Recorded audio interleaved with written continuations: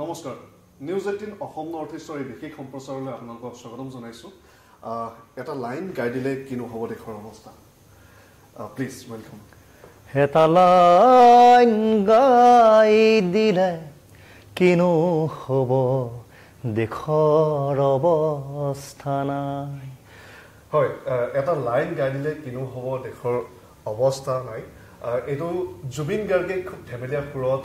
এগৰাকী সাংবাদিকৰ সৈতে যেতিয়া বাৰ্তালাপ হৈছিলে সাক্ষাৎকাৰ হৈছিলে তেতিয়া তেখেতক গাই শুনাইছিলে ধেমেলীয়া সুৰত আচলতে কি জুবিন গাৰ্গ মানে এটা আৱেগ এটা অনুষ্ঠান জুবিন গাৰ্গ কি হয় আমি নতুনকৈ কোৱাৰ প্ৰয়োজন নাই প্ৰতিজন অসমীয়াই এইকেইটা দিনত আমাৰ প্ৰতিটো সময়তে অনুভৱ কৰি আহিছোঁ যে জুবিন গাৰ্গ আচলতে কি হয় সেই সময়ছোৱাতে এগৰাকী যুৱক চৰাইদেউৰ যুৱক তেখেতে এই যি জুবিন গাৰ্গে এটা লাইন গাই দিলে কিনো হ'ব এই বাক্যশাৰীক লৈ পেলাই এটা গীত ৰচনা কৰিছে আৰু সেই গীতটো ইতিমধ্যে সমাদৰ লাভ কৰিছে মানুহে আঁকোৱালি লৈছে বিভিন্নজনে এই গীতটোক লৈ পেলাই তেখেতক উৎসাহো দিছে আৰু আজি নিউজ 18 অসম নৰ্থ ইষ্টৰ ষ্টুডিঅ'ত এইগৰাকী যুৱক আমাৰ সৈতে উপস্থিত আছে যুৱশিল্পী তেখেতৰ নাম হ'ল ইমদাদ প্ৰতিম গতিকে মই পোনে পোনে আপোনাৰ ওচৰলৈ আহিছোঁ এই গীতটোৰ কথাটো কেনেকৈ আহিলে মানে দাদাৰ প্ৰতিটো কথাই ইতিহাস যেন লাগে আৰু তেখেতে মানে কথা ক'লে ইয়াত কিবা এটা মানে কথাও ধেমালি কৰিছিল আপুনি মই ধেমালি কৰোঁ কেনেধৰণে বেলেগ ধৰণে ধেমালি কৰোঁ তেখেতে সাংবাদিকে এটা লাইন গাব দিছিলে কোনোবা এটা গীতৰ মানে ৰিলিজ হৈছিলে কিন্তু সেই গানটো চাগে দাদাই পাহৰি গ'ল আৰু পাহৰি যোৱাত ইমান গান গাই থাকে পাহৰি যোৱাটো স্বাভাৱিক কথা তেতিয়া এই কথাটো কৈছিলে যে এটা লাইন গাই দিলে কিনো হ'ব দেশৰ অৱস্থা দাদাই কিন্তু তেওঁ ষ্টপ হৈ গৈছিলে ৰখি দিছিলে তাতে এতিয়া আপুনি যদি নিজৰ মতে ভাবে দাদাই কিবা এটা ক'ব বিচাৰি আছিলে বা দাদাই ধেমালিকে হ'লেও মানে প্ৰতিটো কথাত মানে চেলফিছ হ'ব নোৱাৰিলে কিয়নো দেশখনৰ কথা ভাৰতৰ কথা বা আমাৰ অসমৰ কথা ভাবিছিলে নিজৰ কথা চাগে খুব কম ভাবিছিলে নেকি সেইটো কাৰণে ধেমালি সুৰতো এটা লাইন গাই দিলে কি হ'ব দেশৰ অৱস্থা সেই বস্তুটো নিশ্চয়কৈ জুবিন গাৰ্গ এনেকুৱা এগৰাকী সত্তা এনেকুৱা এটা সত্তা যে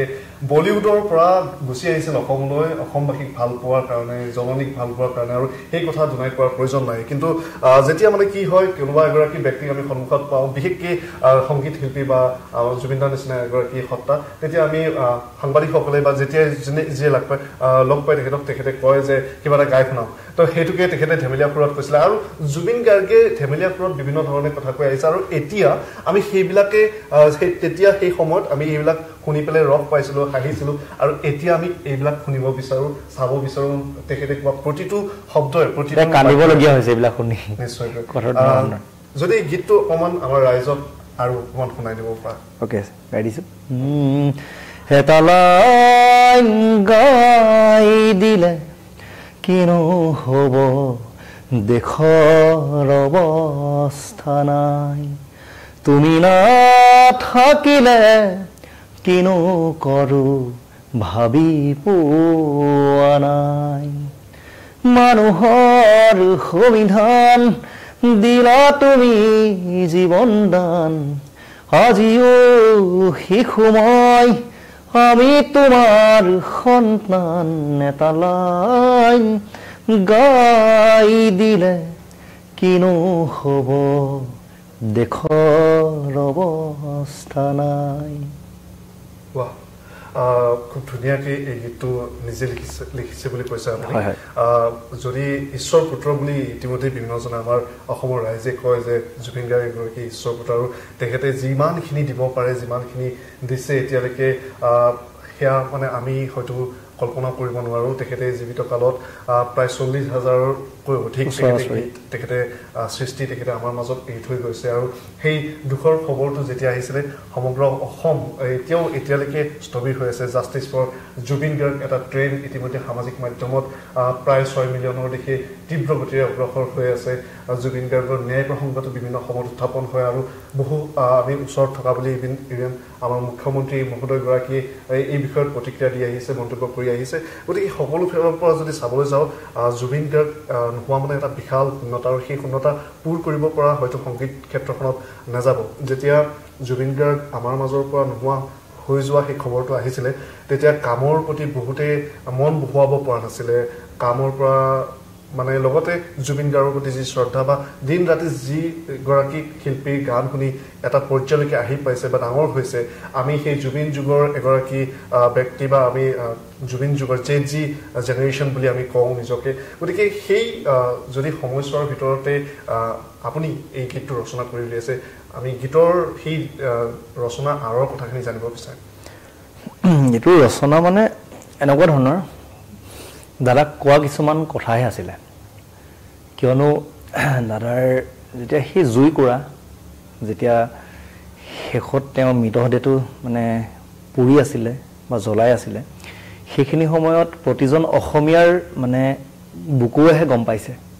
এনেকুৱা এজন ব্যক্তি নাই যি অন্তৰৰ পৰা কন্দা নাই এনেই কন্দা আৰু অন্তৰৰ পৰা কন্দাটো ডিফাৰেঞ্চ আছে দেই তেতিয়া প্ৰতিজন অসমীয়াৰে বহুত কথা ৰৈ গৈছিলে দাদাক শেষ বিদায়ত কিবা এটা কথা কোৱাৰ সকলো ইচ্ছা আছিলে বুলি মই ভাবোঁ ঠিক তেনেদৰে মোৰো এটা ইচ্ছা আছিলে দাদাক কিছুমান কথা কৈছিলোঁ যেতিয়া চিতাৰ জুই কৰা আমি চাই আছিলোঁ ধৰি লওক দেখি আছিলোঁ তেতিয়া সেই কিছুমান কথা মানে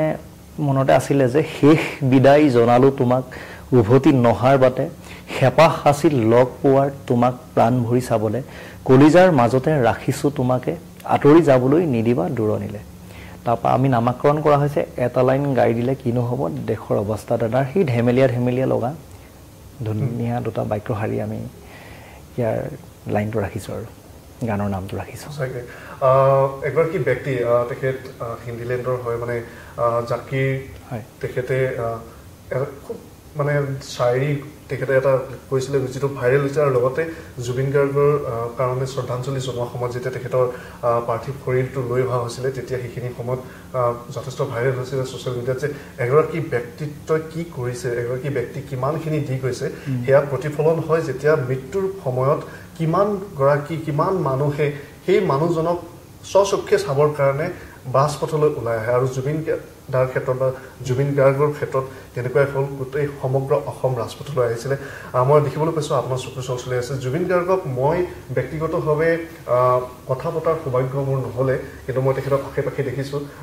বিভিন্নজনে কয় যে সেইগৰাকী ব্যক্তিক কথা পতাটো এটা ডাঙৰ অনুভৱ আপোনাৰ সেই অনুভৱ হৈছে নেকি বাৰু জুবিন গাৰ্গৰ সৈতে কথা পতা বা লগ পোৱা তেনেকুৱা ধৰণৰ না মই মানে মোৰ আকৌ অকণমান ষ্টৰিটো অলপ বেয়া ধৰণৰ মই যেতিয়া ছেকেণ্ড ইয়াৰ এক্সামটো দি সেইখিনি সময়ত বহুত ল'ৰা ছোৱালী সৰু আৰু মাক বাপেকৰ এতিয়া আচলতে ফাৰ্ষ্ট ইয়াৰ ছেকেণ্ড ইয়াৰ পঢ়া ল'ৰা ছোৱালী ক'ৰবাত পায়গৈ কিন্তু আমাৰ আজি মই 12 বছৰ 13 বছৰৰ কথা কৈ আছোঁ সেইখিনি সময়ত আকৌ মানে ঘৰৰ বৰ অবাধ্য আছিলোঁ কিয়নো ফেচবুক ইনষ্টাগ্ৰামত আজিকালি ল'ৰা ছোৱালী বেছি লগাতকৈ বেছি এক্টিভ হৈ যায় আৰু ক'ৰবাত পায়গৈ কিন্তু আমাৰ হয় আমি কিন্তু মানে আমাৰ যোনখন চৰাইদেউৰ পৰা শিৱসাগৰ টাউনখনলৈ চাগে মোৰ মায়ে অকলে পঠিওৱা নাছিলে ছেকেণ্ড ইয়াৰলৈকে দেই তাৰপিছত ঘৰত জুবিন গাৰ্গ মানে আৰু মাহঁতৰ কাণ চান ভুগি যায় মানে আৰু সেইখিনি সময়ত কি হয় যেতিয়া এইটো এটা নৱেম্বৰ মাহ ডিচেম্বৰ মাহ তেতিয়া মই যিহেতু আছামিজ মিডিয়ামত পঢ়া ল'ৰা তেতিয়া এক্সামবিলাক হয় আৰু এক্সামত যেতিয়া আমি প্ৰিপেৰেশ্যন কৰি থাকোঁ কেনেকুৱা এটা হেডেক থাকে ধৰি লওক আজি সমাজ বিজ্ঞান আছে বা ইংলিছ আছে আৰু একদম আমাৰ এক্সাম দি আছোঁ ধৰি লওক আমি অক্টোবৰ নৱেম্বৰৰ পৰা পূৰা পঢ়ি আছোঁ ডিচেম্বৰ আহিছে আমি এক্সাম দি আছোঁ ধৰি লওক আজি আমি ইংলিছ ছাবজেক্টটো খুব পঢ়ি আছোঁ আজি ইংলিছ আছে দেই যোনদিনাখন সেই ইংলিছ ছাবজেক্টটোক আৰু লিখি মেলি আমি দি আহোঁ তেতিয়া আমাৰ মাইণ্ডৰ পৰা ওলাই যায় মানে কিবা এটা আৰু আৰু আমি হিচাপ কৰি থাকোঁ যে আৰু 4টা ছাবজেক্ট আছে দেই আকৌ যেতিয়া আছামিজটো গুচি যায় আকৌ তেনেকৈ ধৰি লওক সমাজ বিজ্ঞানটো গুচি শেষত যেতিয়া আমাৰ মানে একেবাৰে এটাও মানে প্ৰক্ৰিয়াটো চলি থাকে আৰু যেতিয়া আমাৰ মানে হেৰি চব শেষ হৈ যায় কমপ্লিট হৈ যায় সেইদিনাখন কেনেকুৱা লাগে আপোনাক কওকচোন কিবা এটা ভাল লাগে মাইণ্ড লাগে তেতিয়াই আহি যায় আমাৰ জানমণি আহে অঞ্জনা আহে ৰাংঢালী আহে বা উৰণীয়া মন আহে ৰিঙা মন আহে সেই জুবিন দাৰ যোনটো হাত গীত ওলায় আৰু গুৱাহাটীত সেইটো মানে উপলব্ধি নহয় গাঁৱৰ ফালে এতিয়া গম পাব ধান কাটি দিয়াৰ পিছত সেইটো বেলেগ এটা পৰিৱেশ হয় আচলতে ধুনীয়া গোন্ধাই আৰু নন্দু কিবা এটা মানে নতুন লাগে মানে যিহেতু কেঁচা আৰু বোকা ভৰ বাৰিষাৰ পিছত খৰালি আহিছে মানে একদম নতুন হৈ যায় আৰু পৰিৱেশটো বিৰাট ভাল লাগে সেইখিনি সময়তে আৰু দাদাৰ শুনিল গগন জুৰি জৰে হেজাৰ তৰা দুচকু জৰে কাৰ দুটি নয়ন তৰা এনেকুৱা ধৰণৰ গীতবিলাক মানে বাৰে বাৰে ৰিপিট কৰি মানে বজাওঁ তেতিয়া মাহঁতে মানে কি কৰে খুব আমনি পায় এটা গীতকে আৰু যদি লগাই থাকো মানে এলবামটোত 8টা গীত থাকে ন প্ৰথমৰ পৰা মানে প্ৰথম গীতটো লগাই থাকো যেতিয়া সেই মানে আমনি লাগে নেক্সটৰ গীতত যাওঁ আচ্ছা তেনেকৈ মানে অকল জুবিন গাৰ্গ আৰু মোৰটো আৰু মুহূৰ্তত জুবিন পাগলু আৰু তাৰপিছত মই আৰু এটা মোৰ ষ্টাইল এটা আছিলে এতিয়া বাৰু মই তেনেকৈ দাদাক শ্ৰদ্ধা কৰিছোঁ আৰু সেইটো ষ্টাইলত মই দাদা নোহোৱাৰ দিনাখনৰ পৰা মই সেই ষ্টাইলটো কৰা নাই মই একদম কনফিউজন মাৰি সেইখিনি সময়ত মানে ৰুমাল চুমাল মাৰি থাকোঁ দাদাই ৰাউণ্ড কেপ এটা পিন্ধে মানে জুবিন গাৰ্গৰ গাত জুবিন গাৰ্গ বুলি মানে হাঁহে আৰু মানে দেই ধেমালি কৰে বা কোনোবাই জোকায় তাৰপিছত আৰু জুবিন গাৰ্গ কৈ থকা দেখি মোৰ দেউতাই গুৱাহাটীতে লৈ আহিলে এখন কলেজত এডমিশ্যন কৰাই দিলে ঐ জুবিনক চাই থাকিবি বুলি কৈ তাৰপিছত মোৰ কাজিন এজন ব্ৰাদাৰ আছিলে তেখেতক এইটো মুহূৰ্তত মই ধন্যবাদ জনাইছোঁ তেখেতেও মোক নাৰেংগী আঞ্চলিক মহাবিদ্যালয় তাতে এডমিশ্যন কৰি দিলে কৰি সেই জুবিন গাৰ্গৰ কাৰণে বা জুবিন দাৰ কাৰণে সেই তেতিয়াই অহা তাৰপিছত মই হয় মোৰ মাহঁতক মানে সেইখিনি সময়ত আৰু মাহঁতক এৰি আহিছে অকল দাদাৰ কাৰণে বেলেগে আহে ডাক্তৰ ইঞ্জিনিয়াৰ বনিবৰ কাৰণে আহে মই কিন্তু জুবিন দাক চাবৰ কাৰণে আহিছিলোঁ বা এবাৰ তেওঁ মানে কেনেকেনো গান গায় কেনেকেনো ধৰি লওক মানে ৰিয়েলকৈ কেনেকুৱা লাগে তেতিয়া মোবাইলৰ ইমান যুগ নাছিলে ধৰি লওক ইনষ্টাগ্ৰাম ফেচবুক এতিয়া পূৰা লাইভ আহি থাকে তাৰপিছত দাদাক আৰু আমি ৱৰ্কশ্বপ কৰিছিলোঁ এটা দাদাক সেইদিনা ফাৰ্ষ্ট লগ পাইছোঁ আৰু দাদা ওচৰত ৰখি আছে মই এখন পথাৰৰ পৰা অহা ল'ৰা হয় বা মই বৰ মধ্যবিত্ত শ্ৰেণীৰ পৰা লোৱা হয় গুৱাহাটীত হয়তো কেনেকৈ মোৰ ফ্ৰেণ্ডো নাছিলোঁ মই অকলে বহি আছিলোঁ ৱৰ্কশ্বপ কৰিছিলোঁ দাদাৰ সন্মুখত আছে মই এতিয়া গুৱাহাটীত কেনেকৈ কথা পাতিব লাগে মই সেইটো নাজানিছিলোঁ দাদা যেতিয়া মুখৰ আগত আছিলে মই মানে একদম বেলেগ কিবা এটা মানে ক'ব নোৱাৰা হৈ মানে দাদাক গান শুনাইছিলোঁ সেই এদিন পাইছিলোঁ আৰু তাৰপিছত দাদাই হাঁহিছিলে মোৰ যোনকেইটা মই বিহেভ কৰিছোঁ আৰু সেইদিনাখন দাদাক মই কৈছোঁ দাদা আপুনি মোৰ ভগৱান হয় এনেকুৱা টাইপত কৰিছিলোঁ এতিয়া বেয়া লাগে মিছ কৰোঁ তাৰপিছত আৰু আমি তাৰপিছত মই দিগন্ত ভাৰতী ছাৰৰ লগত মিউজিক মানে গানৰ ক্লাছ কৰিলোঁ বাসৱতী ভাৰতী মেমে শিকালে তাৰপিছত আমি দাদাক মানে আৰু কি হ'ল মই ভাল পাওঁ যিহেতু মোৰ মানে মই দাদাৰ ফ্ৰেণ্ড হয় দেই আৰু বেলেগে কেনেকৈ ধৰণে ভাল পায় নাজানো সকলোৱে বেলেগ বেলেগ ধৰণৰ দাদা বেলেগ বেলেগ স্থানত ৰাখিছে ময়ো বেলেগ এটা স্থানত কিন্তু দাদাক ৰাখিছোঁ তাৰপিছত আৰু মোৰ মানে তেজত এনেকুৱা এটা কোণ নাই যে যোনটো কোণত মই দাদাক ৰখা নাই হয়তো মই কথা ক'লেও মই দাদাৰ নিচিনা কথা ক'বলৈ চেষ্টা কৰোঁ এনেকুৱা মানে মই এইটো কোৱা নাই মই ছেকেণ্ড জুবিন গাৰ্গ হ'ব বিচৰা নাই কিন্তু অকণমান প্ৰতিফলন মোৰ মানে আছে মই গান গালে যে জুবিন দাই এনে গাইছে ময়ো এনে গাম বা মোৰ তাৰপিছত কি হ'ল তেনেকুৱা ধৰণৰ আৰু তাৰপিছত দাদাক আৰু সেই আমি লগ এটা গীত লিখিছিলোঁ মা বুলি সেইটো আৰু দাদাই নিজে লিখিছিলোঁ তাৰপিছত মই গান শিকি আছিলোঁ তাৰপিছত এইটো আহি নিজৰ প্ৰজেক্ট কৰিলোঁ কৰি মানে দাদাক কেনেকৈ মানে ধৰি লওক দাদাৰ ওচৰলৈ যাম আৰু কিমান প্ৰিপেৰেশ্যন কৰি আহিব লাগিব নহয় জানো সেই প্ৰিপেৰেশ্যন কৰি আহি তাৰপিছত মোৰ নিজৰ কিছুমান প্ৰজেক্ট কৰিলোঁ কৰি মই কিন্তু দাদাৰ ওচৰত চেল্ফি উঠিবলৈ কেতিয়াও যোৱা নাছিলোঁ মোৰ যদি আপুনি সামাজিক মাধ্যমটো ইমদাদ প্ৰতিম বুলি চেক কৰে কেতিয়াও মানে চেল্ফি নাপাব কিয়নো মই দাদাক ভাল পাওঁ বহুতবাৰ লগ পাইছোঁ মই জাষ্ট এবাৰ চাওঁ ধুনীয়াকৈ মোৰ মনটো কিবা এটা মানে বেলেগ এটা শান্তি লাগে আৰু মই ঘৰলৈ গুচি যাওঁ তাৰপিছত মই এটা গীত লিখিছিলোঁ মা বুলি দাদাক শুনাইছিলোঁ আমি আৰু দাদাই ছিংগাপুৰৰ পৰা আহি আমি গাই দিয়া কথা আছিলে মানে প্ৰায় 16টা গান আমাৰ ৰেডি আছিলে যোনজন মিউজিক ডাইৰেক্টৰে কৰিছিলে হয় এইটো বিৰাট মানে ডাঙৰ কথা মোৰ লগত ঘটিছে মানে আৰু মই চাওক আজি সৰুতে মা দেউতাক এৰি আহিছিলোঁ দাদাৰ কাৰণে এইটো বিৰাট মানে ডাঙৰ কথা বুলি মই হিমতত কৈছোঁ আপোনাৰ লাইফ টাৰ্ণিঙৰ পইণ্ট মানে আৰু আহি গাই দিব চব ৰেডি আছিলে মিউজিক এভৰিথিং ৰেডি আছিলে আৰু মোৰ বিভিন্ন ধৰণৰ এনেকৈ বহুতকেইটা মোৰ নিউজ বাজিছেও বাৰু মানে হয় আপোনাৰ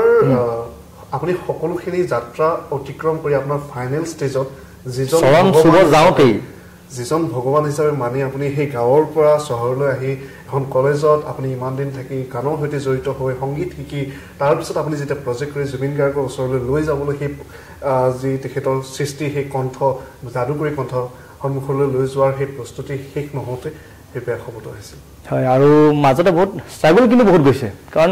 আমি কেতিয়াবা এসাঁজ নোখোৱাকো আছিলোঁ মানে আৰু যেতিয়া এনেকুৱা এটা মোৰ পৰিস্থিতিও গৈছে পইচা যিহেতু ঘৰৰ পৰা কমাই দিয়ে দেউতাক খুজিবলৈও বেয়া লাগে আমি যিহেতু মধ্যবিত্ত বুলি আপোনাক ক'লোৱেই তাৰপিছত আমি ৰাতিপুৱা মানে একো খাই নাযাওঁ কেণ্টিনত খাম বুলি তাৰপিছত কেণ্টিনত ভাবোঁ যে আকৌ পকেটলৈ চাওঁ মানে পইচা নাথাকে এই ঘৰতে ভাতটো বনাই খাম দিয়া যেতিয়া ঘৰত ভাত চাত বনাই আমি ৰেডি কৰোঁ তেতিয়া 6টা বাজে তেতিয়া খুব বেয়া লাগে মানে তেতিয়া মই ভাবোঁ চালা দিনটোতো খোৱা নাই নহয় কিন্তু এই কষ্টখিনি কৰিছিলোঁ জুবিন দাক চাবৰ কাৰণে গ্লেমাৰ হ'বৰ কাৰণে গান গাই বহুত টকা ঘটিম নিজৰ নামটো গ্লেমাৰ কৰিম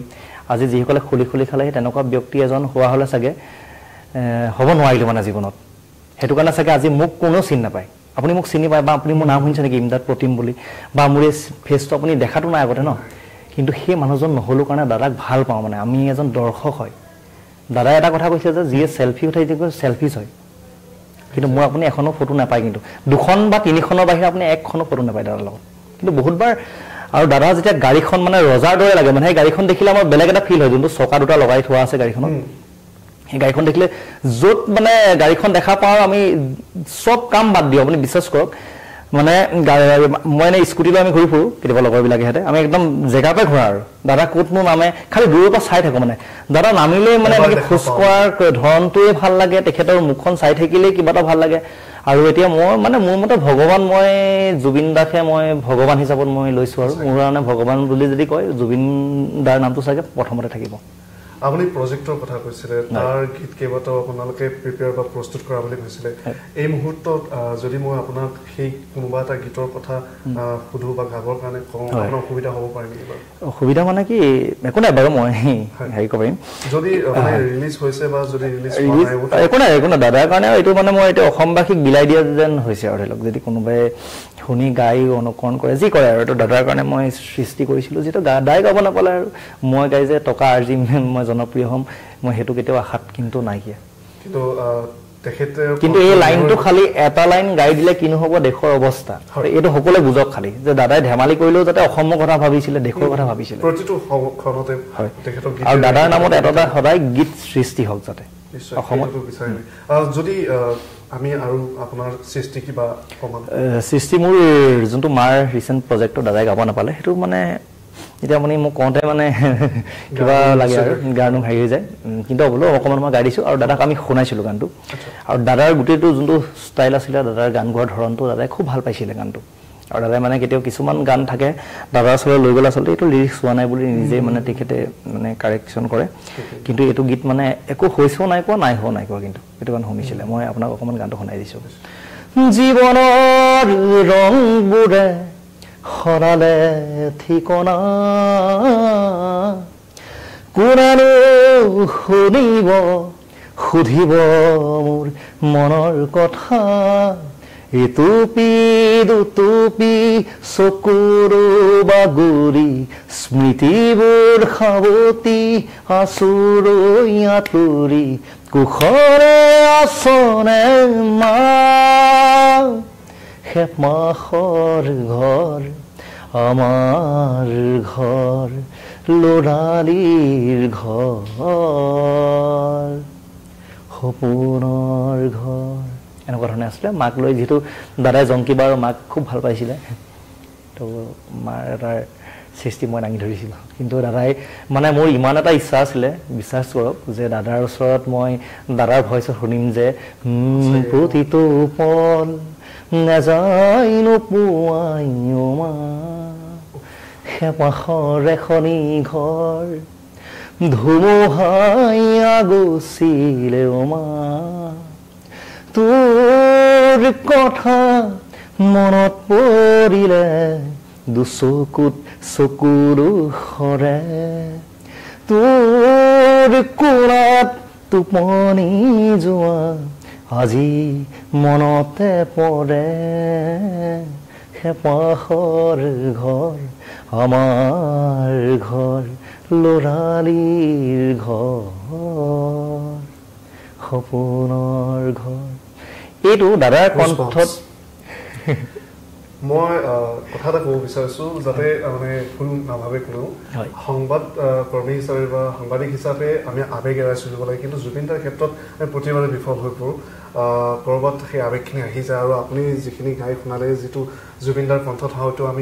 আমি নতুন একো নাপাম এতিয়া যিখিনি তেখেতে এই সৃষ্টি দি গ'ল সেইখিনি এতিয়া আমি শুনি থাকিম এতিয়া ইয়াৰ পাছত যিখিনি আহি আছে ধৰক বহাগ বিহু আহিছে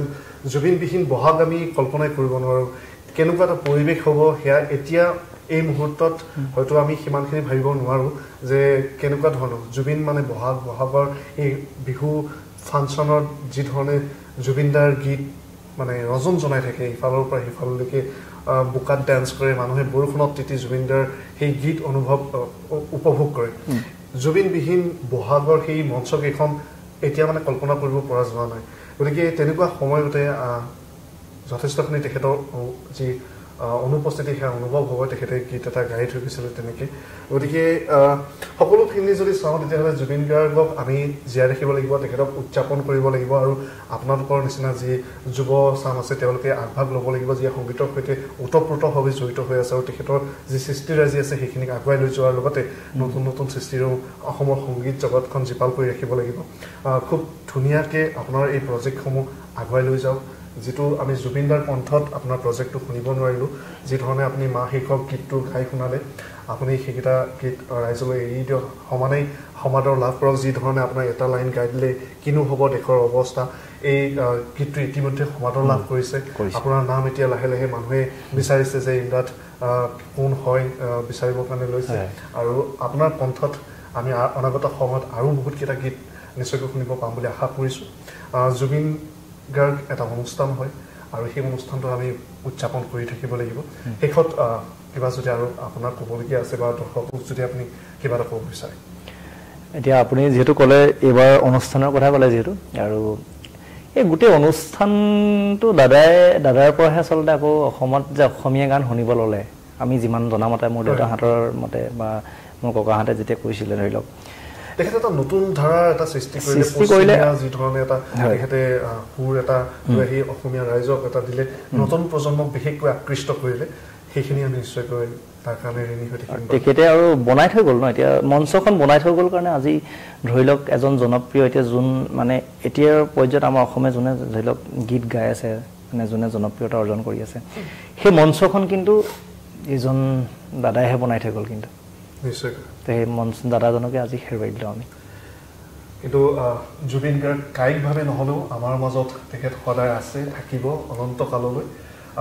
জুবিন গাৰ্গ এটা অনুষ্ঠান এটা সত্তা আৰু এই সত্তাটোক জীয়াই ৰাখিব লাগিব আপোনালোকৰ দৰে যুৱচামে আৰু বহুত ধন্যবাদ আপুনি আহি এই আমাক আপোনাৰ যি প্ৰজেক্ট আছে এই বিষয়ে জনালে লগতে আপোনাৰ এই গীতটোৰ কথাও জনালে আৰু লগতে আমি জুবিন গাৰ্গৰ কিছু কথা আমি পাতিবৰ কাৰণে চেষ্টা কৰিলোঁ তেখেতৰ যি হাস্যৰসিক কথাবোৰ আছিলে সেইখিনিও আমি অকণমান পাতিবৰ কাৰণে চেষ্টা কৰিলোঁ এই সময়খিনি সোনকালে পাৰ হৈ জুবিন গাৰ্গৰ যি ন্যায়িক ব্যৱস্থাটো আছে এয়াও আমি বিচাৰিছোঁ যে সোনকালে তেখেতে সেইখিনি লাভ কৰক আচলতে এই প্ৰক্ৰিয়াটো প্ৰায় ৬০টা দিন পাৰ হৈ গ'ল আমি সকলোৱে অধীৰ আগ্ৰহেৰে বাট চাই আছোঁ যে কেতিয়া সেই তেখেতৰ ন্যায়ৰ ক্ষেত্ৰত কি হ'ল আচলতে তেখেতৰ লগত এই বিষয়টো জানিব পাৰোঁ কিন্তু আপোনালৈ আকৌ এবাৰ অভিনন্দন জনাইছোঁ যে আপোনাৰ এই গীতটোৱে ইতিমধ্যে সমাদৰ লাভ কৰিছে আৰু এটা লাইন গাই দিলে কিনো হ'ব দেশৰ অৱস্থা শীৰ্ষক এই গীতটোৱে আৰু সমাদৰ লাভ কৰক আৰু ৰাইজৰ মাজলৈ বিয়পি যাওক এইখিনি আছিলে এই মুহূৰ্তৰ খবৰ বা এটা অনুষ্ঠান এতিয়া এই অনুষ্ঠানটোৰ পৰা বিদায় দিছোঁ মই গুণজিত আৰু ইমৰাট নমস্কাৰ